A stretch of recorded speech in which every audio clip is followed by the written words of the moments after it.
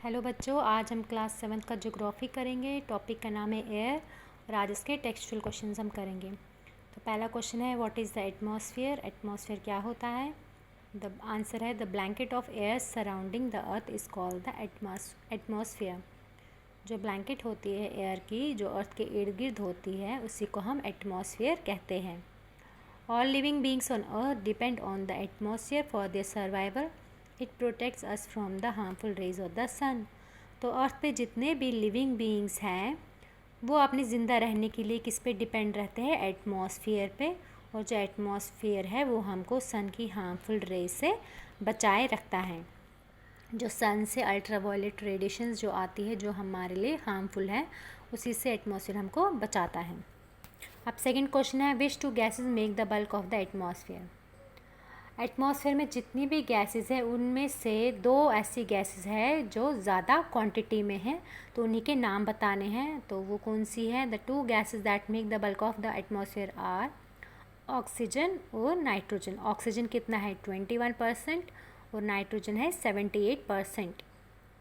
Third question है which gas creates a green house effect in the atmosphere. कौन सी ऐसी गैस है जिसकी वजह से एटमॉस्फेयर में ग्रीन हाउस इफेक्ट होता है। तो वो कौन सी गैस है, कार्बन डाइऑक्साइड। ठीक है। फोर्थ क्वेश्चन है what is the weather. Answer है द आवर टू आवर और the day to day condition of the atmosphere is called weather. It may be classified as hot, dry, cold और wait.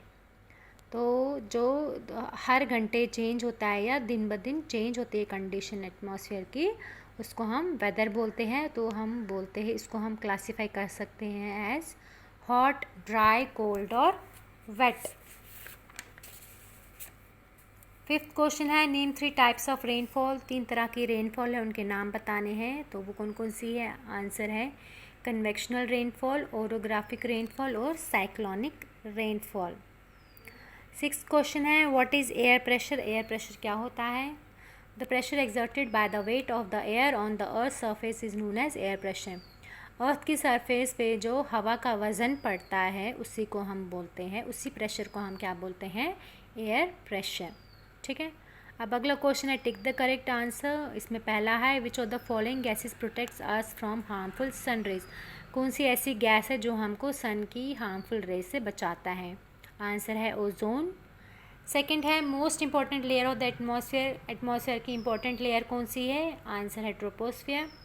Third है which of the following layers of atmosphere is free from clouds. कौन सी ऐसी layer है atmosphere की जिसमें clouds बिल्कुल भी नहीं है। इसका आंसर आएगा स्ट्रेटोस्फियर। फोर्थ है as we go up the layers of atmosphere the pressure.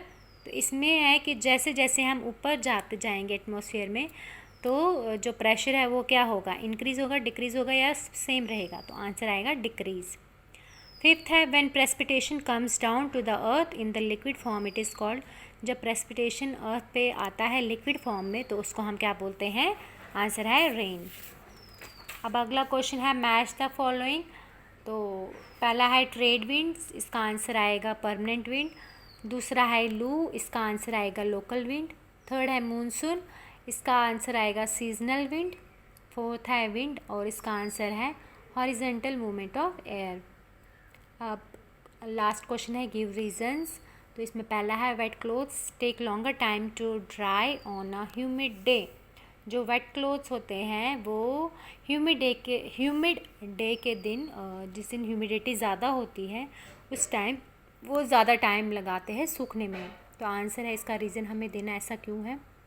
On a humid day the air is full of water vapour. जिस दिन ह्यूमिडिटी होती है तो हवा में क्या होता है, वाटर वेपर ज़्यादा होता है। तो hence evaporation is very slow. This is the reason why wet clothes take longer time to dry on a humid day. तो उस टाइम पे क्या होती है, इवापोरेशन बहुत कम होती है, तो इसी वजह से जो गीले कपड़े हैं वो ज़्यादा टाइम लगाते हैं सूखने में। सेकेंड है amount of insolation decreases from equator towards poles. जो इंसुलेशन का अमाउंट है वो इक्वेटर से लेकर पोल्स तक डिक्रीज़ होता जाता है, तो इसका रीज़न देना है। Insolation is the incoming solar energy intercepted by the earth. Amount of insolation decreases from the equator towards poles because sun rays fall vertically on the equator and slant on the poles. Insolation का क्या मतलब होता है, जो सन से जो radiations आते हैं, जो एनर्जी आती है, जो अर्थ पे पड़ती है, उसको हम इंसुलेशन बोलते हैं। और वो डिक्रीज़ क्यों होता है, इक्वेटर से लेकर पोल्स तक क्यों डिक्रीज़ होता जाता है, क्योंकि इक्वेटर पे जो सन की जो रेज़ है वो वर्टिकली पड़ती है, और इक्वेटर पे क्या पड़ती, सॉरी, और पोल्स पे क्या पड़ती है, स्लांटिंग पड़ती है। तो इसी वजह से इंसुलेशन कम होता जाता है। इसी के साथ हमारा चैप्टर भी कंप्लीट होता है। Thank you.